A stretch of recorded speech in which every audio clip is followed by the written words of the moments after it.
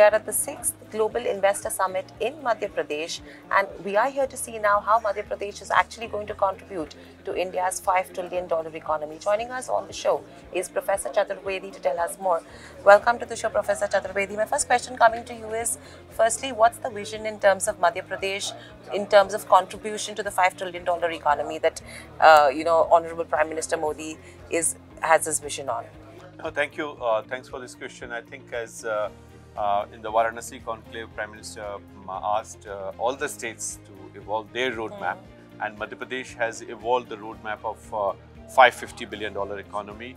We are at this point only at $122 billion, and our idea is, so if I tell you in terms of the lakhs and crores, this is something that Madhya Pradesh economy is at 11 lakh crores right now, and our target is to go to 41 lakh crores. That's the journey we have to do. So just to comprehend and explain the situation, what we are trying to do is to have 4-track approach towards this goal. And as we were explaining today, the idea is to have knowledge-intensive sector development. And by knowledge, we mean the sectors which are going to give greater rewards to Madhya Pradesh, both in the services sector as well as in the bioeconomy. So that's going to be number one target for us.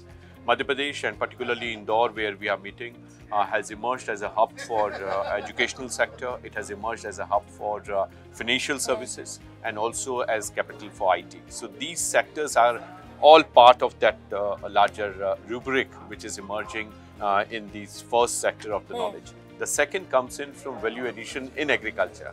So how Madhya Pradesh has actually left Haryana and Punjab behind and has emerged as major producer for wheat and paddy. Now even basmati rice is being grown in Madhya Pradesh. So that has added additional value to Madhya Pradesh's economy. So we are trying to do a value addition in agriculture, how food processing sector can come up. I mean, the fact that 455 trains are crossing Madhya Pradesh every day has huge opportunity for processed food to be sent from one place to another. Madhya Pradesh is a landlocked state, so you do not have direct access to ports. But with this enhanced connectivity and the new trains that have come up, new tracks that have come up, I was also on the board of the IRCTC, and we took this decision of disinvestment in IRCTC to have new fresh investment by sectors where this mobility can happen. So that's the second area we have. The third and important area is the institutional ecosystem. So state has created a new statistical commission. We have new trade promotion council of the state. We are trying to bring in the institutional competence, the global skill park which is there. So all the skills and skill related initiatives, human resources, youth, all that connect in one.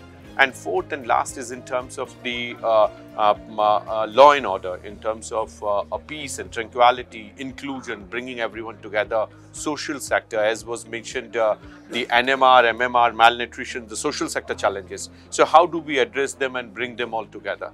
So this 4-track approach for 550 billion is our target. Absolutely, and that's a great vision as well to seek this kind of contribution to the overall $5 trillion economy.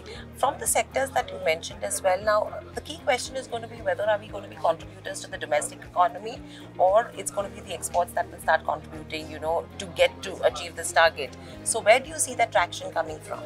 So Madhya Pradesh, as I said, is already exporting large number of agriculture items. How do we do value addition? Like for instance, in Indore itself, there are more than 250, since it's a soybean belt, tofu producers are there, huge number. How do we create aggregation of tofu and then export it to South Korea? So we have contacted South Korea.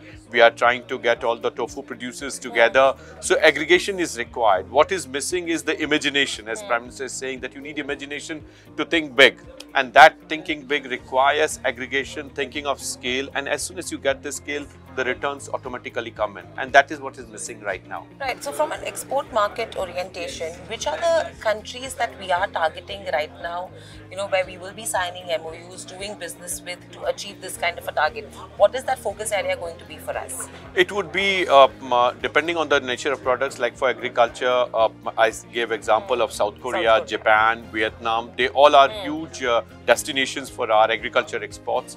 But the manufacturing, the IT-based exports, they are all largely going to be not just in Western countries, but also in Africa, which is now emerging as a major priority, even Latin American countries. So that dimension, that connect is going to be a huge opportunity. Right. And overall, as we know, textiles, food processing, these are bigger sectors for Madhya Pradesh as well.